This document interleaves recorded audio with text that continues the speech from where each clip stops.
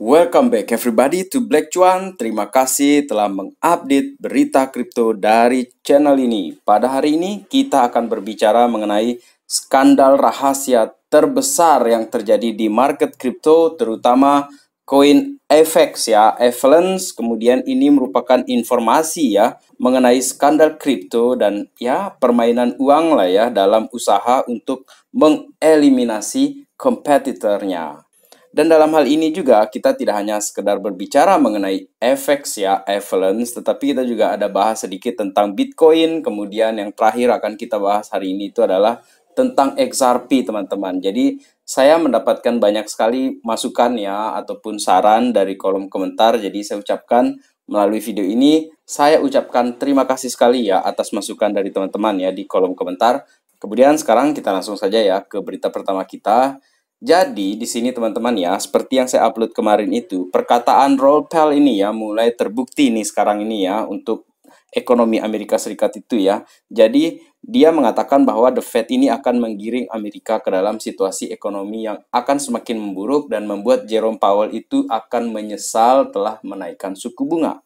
Dan ini seperti yang dikatakan oleh Senator Amerika Serikat Elizabeth Warren ya, yang sangat khawatir ya mengenai The Fed yang akan menggiring ekonomi Amerika itu ke dalam jurang resesi, teman-teman. Dan saya kutip di sini yang dikatakan oleh Elizabeth Warren ya, semakin kuat ekonomi, artinya suku bunga semakin naik, maka ekonomi Amerika Serikat itu akan dikatakan strong lah ya. Tetapi ada dampak lainnya yang tidak menyenangkan. Orang-orang akan mulai kehilangan pekerjaan, ekonomi mulai akan macet. Dan seperti yang diramalkan juga oleh Raoul Pal ya, begitu data keluar nanti, kemudian ekonomi sudah semakin memburuk, Jerome Powell akan tarik rem. Dan sekarang ini pun ya, sebelum data-data itu keluar ya, untuk memperlihatkan kepada Jerome Powell, kemudian pemerintahan Amerika Serikat, pada hari ini saja kita ada penurunan ya, ada penolakan ya untuk dolar.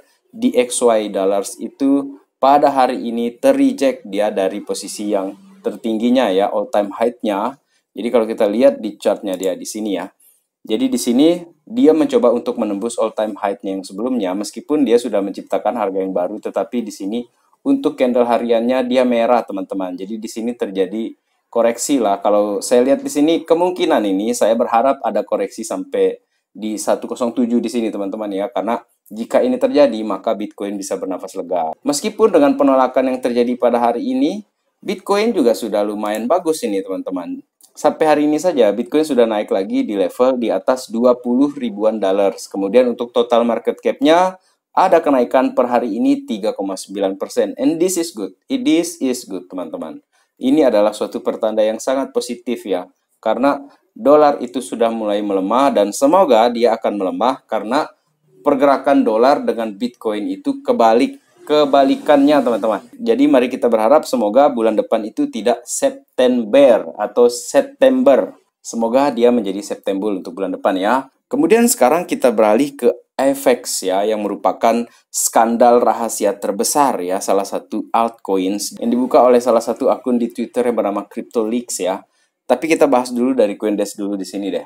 Karena crypto FX ini drop 11% ya, setelah ada self-described whistleblowers. Jadi ada orang yang whistleblowers lah di sini ya, mengatakan bahwa dia ini sebagai pelindungnya Avalanche, sehingga dia bekerja sama dengan orang dalam di SEC itu untuk melakukan penuntutan kepada rivalnya Avalanche teman-teman. Dan di sini juga dia bahkan menyeret nama-nama besar seperti Brett Garlinghouse ya, yang merupakan CEO dari rival itu teman-teman. Dan sebelum saya ke sana, kita coba lihat apa sih yang dia bicarakan ini oleh si Kyle Rose di sini ya teman-teman ya. So you really they're a solver, they're problem solver also. Yes, yeah. I deal with making sure that the SEC and the CFTC have other magnets to go after. Because I'm a pushing all other competitors much better. Correct. Yes, it's the smartest way. Yeah. That's what I do when we have competitors. We just use all the instruments we have and litigation. Same we do with law firms. People like litigation can be a tool to competition. It is a fantastic tool. It's a fantastic tool. That's hard when you have the knowledge and you're just pulling the strings to make it happen. Right. Apa yang bisa saya simpulkan di sini itu adalah si Kairos ini seperti orang yang oke lah, saya jadi kambing hitam seperti itu.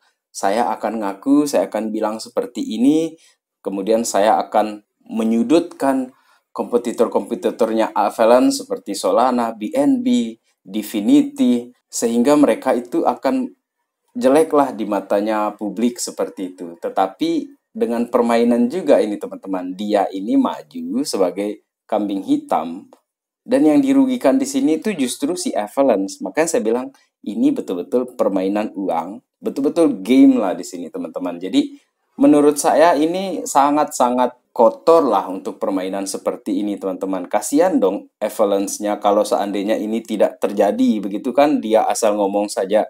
Nah, yang jadi pertanyaan saya juga satu di sini. Siapa orang yang mewawancarai dia ini di sini teman-teman? Itu yang juga jadi pertanyaan saya. Karena menurut Kairos di sini ya, setelah video ini beredar oleh si CryptoLeaks tadi itu, dia ngaku di sini bahwa saya ini diperdaya, saya ini dibuat mabuk sehingga saya mengatakan hal-hal yang merugikan Avalanche di sini. Tapi kalau kita lihat di videonya, di sini kan tidak ada minuman keras. Bagaimana dia bisa mabuk di sini menurut saya?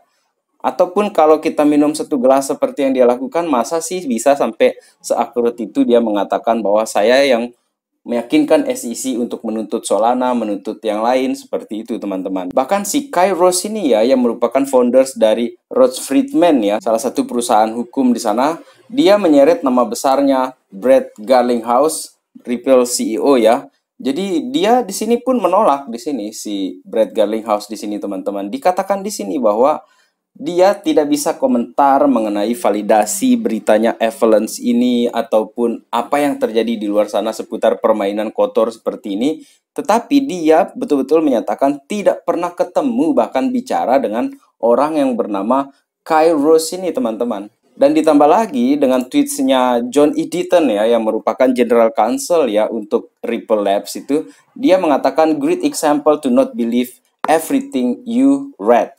Jadi ini adalah contoh yang sempurna menurut dia, supaya kita tidak percaya atas apapun yang kita baca. Kita butuh filter teman-teman. Jadi kalau menurut yang dikatakan oleh John E. Deaton, tidak mungkin perusahaan sekelas Avalanche ini meresikokan diri dengan orang yang mulut ember seperti itu. Apalagi mereka ini perusahaan yang dengan dana 10-15 miliar dolar teman-teman.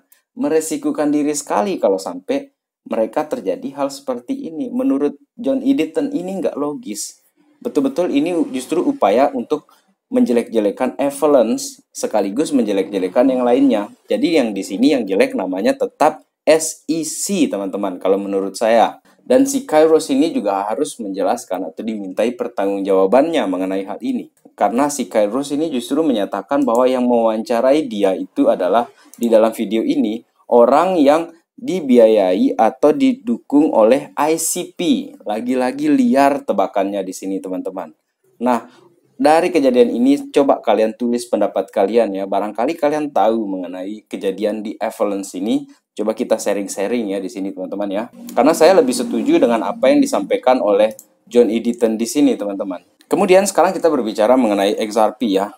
Di sini ada Rosalind Layton ya, yang merupakan jurnalis dari Forbes juga. Kemudian dia juga International Tech Policy ya, di US, China, Europe, dari Aalborg University Copenhagen. Dia menyatakan secara tegas, lugas ya, dan agak keras juga tamparannya dia di tulisannya itu. Dia menyatakan bahwa Gensler ini menggiring dirinya dan SEC itu ke dalam kehancuran. Dia sudah seharusnya resign, mundur dia, untuk menghindari kehancuran yang lebih besar, teman-teman. Kalau kalian setuju, coba kalian tulis saja di komen ya. Siapa yang setuju Gary Gensler keluar dari SEC? Karena sekarang ini Grayscale pun ya ikut-ikutan mulai menuntut SEC atas delistingnya 3 koin yang ada di sana itu ZEC, ZEN, Zen ya, ZEC, Zen, dan XLM teman-teman. Dan itu dianggap sebagai sekuritas. Dan dari bulan Juni mereka ini sudah filing ya terhadap SEC. Bahkan di dalam draftnya dia itu tidak ada kejelasan dari pihak SEC atau staf SEC itu mengenai kenapa Zcash itu dinyatakan sebagai sekuritas. Padahal ini betul-betul masih kabur sekali ini mengenai penjelasan mereka ini. Tidak ada kejelasan yang betul-betul menyatakan bahwa Zcash itu adalah sekuritas. SLM lagi teman-teman yang dimasukkan ke dalam daftar sebagai sekuritas. Makanya Rosalind Layton menyatakan mundurlah, kamu itu tidak cocok di sini. Saya tahu sebenarnya menurut saya di sini juga ya bahwa Gary Gensler ini teman-teman ini kan orang birokrat. Jadi mungkin dia ini ingin menunjukkan kepada orang atasannya dia bagaimana dia bekerja, bagaimana dia menghasilkan profit dengan lembaga SEC sehingga nanti dia akan naik jabatan di dalam tahun-tahun ke depan. Apalagi kan kita tahu akan menjelang tahun politik untuk di Amerika nantinya. Jadi tipikal-tipikal birokrat seperti ini kan mereka itu mengejar karir teman-teman. Jadi mereka nggak peduli gitu kan apa yang terjadi dengan para investor yang seharusnya mereka lindungi dari kebijakan-kebijakan yang mereka buat ini di SEC teman-teman ya. Jadi ya menurut saya untuk Gary Gensler sepertinya kalau dia bermain seperti ini terus tidak sedikit loh anggota Senat itu yang pro dengan kripto sehingga dia juga membahayakan dirinya bahkan di jenjang karirnya. Jadi menurut saya dia ini bisa patah karir kalau seperti ini terus teman-teman. Kemudian sekarang ini kita bahas juga ya. Dan seperti dikatakan oleh Jungle Inc di sini ya bahwa di bulan September itu akan ada settlement untuk XRP dan SEC. Entah ini bisa terjadi atau tidak menurut saya. Dia ini sudah berani tegas ya untuk menyatakan prediksinya. Dan inilah yang saya sukai dari orang-orang seperti Jungle Inc ini ya. Dia itu betul-betul ya langsung aja ngomong bang gitu. Meskipun kita tahu kan ya masih belum ada titik jelas juga ini ke depannya apakah bisa selesai tahun ini ataupun tahun depan. Tetapi jika teman-teman punya prediksi lain yang mungkin lebih bold dari Jungle Inc ini silakan aja ditulis di kolom komentar ya teman-teman ya.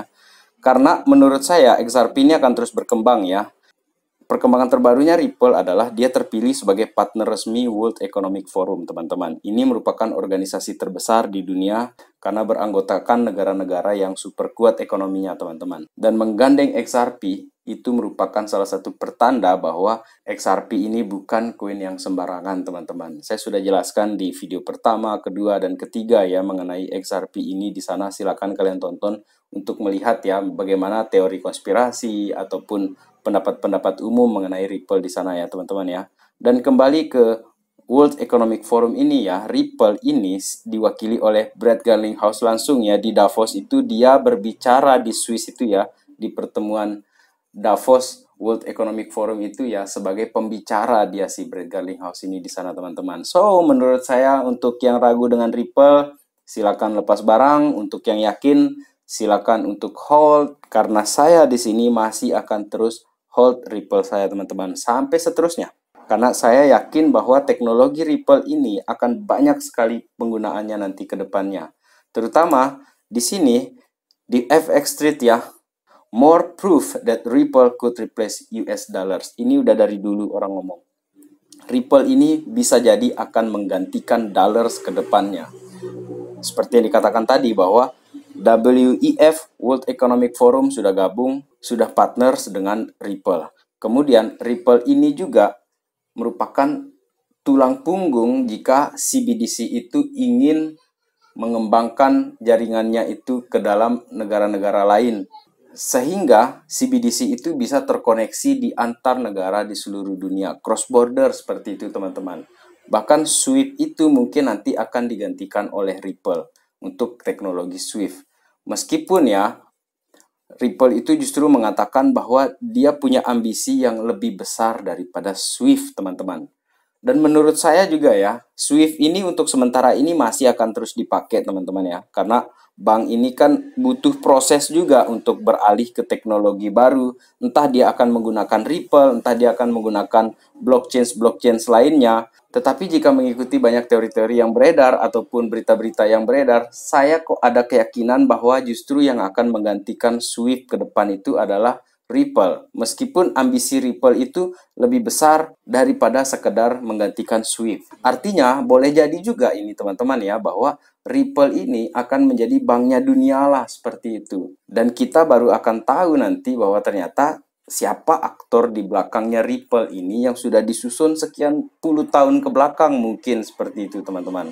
So untuk yang pegang Ripple kalian gak usah khawatir. Dan untuk seterusnya saya berencana untuk tetap hold Ripple ini mungkin buat anak-anak saya ke depannya mungkin di 2025, 2030. Karena semakin jelas, semakin kesini itu Ripple semakin bagus teman-teman dari berita-berita yang kita baca. Dan semoga settlement dengan SEC itu cepat terjadi sehingga kita bisa lihat Ripple itu naik teman-teman. Saya berharap mungkin Ripple ini bisa sampai ke 1 atau 2 dolar atau bahkan mungkin di 5 dolar, 10 dolar dalam beberapa tahun ke depan. Tetapi jika dia menjadi stable coin menurut saya ya, stable kayak dolar gitu kan, stable gitu kan, dia mungkin akan jadi di 1 dolar atau di 2 dolar, dia akan stay di flat di situ saja.